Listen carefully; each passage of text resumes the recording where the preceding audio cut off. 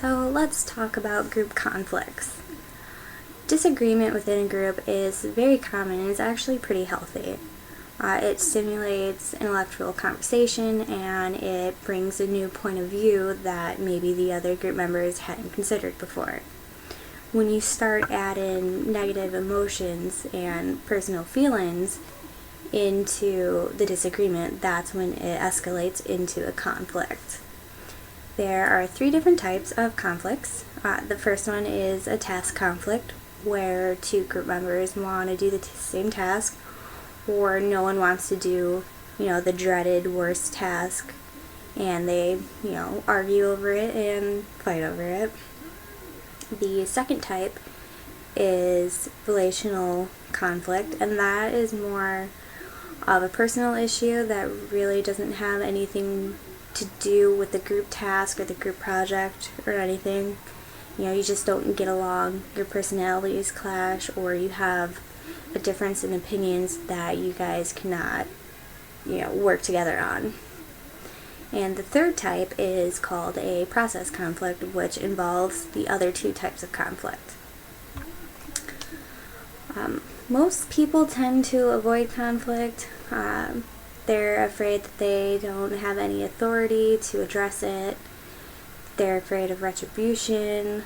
They're afraid of making the situation worse, or they're afraid of their own faults being brought to light and, the situation being turned on them.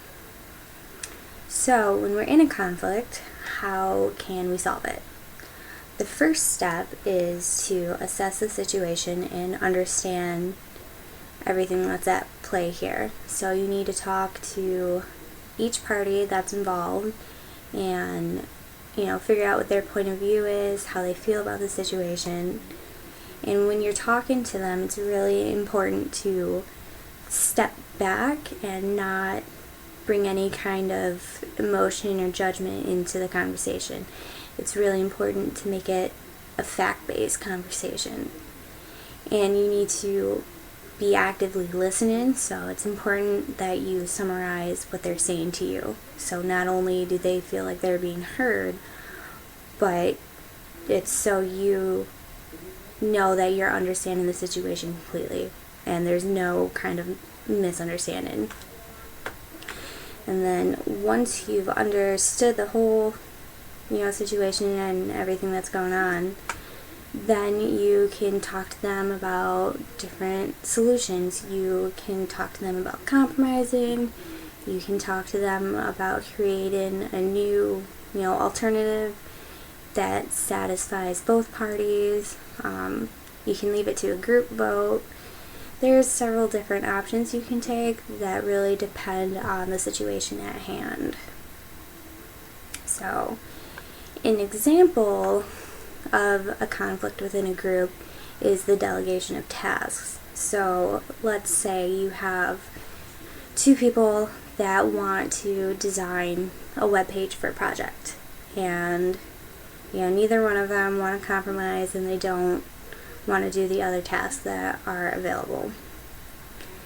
Normally this would just be a simple disagreement, but if the group members start to throw personal attacks, like saying the other one's style is sloppy or they're lazy, things like that, then it creates a conflict within the group.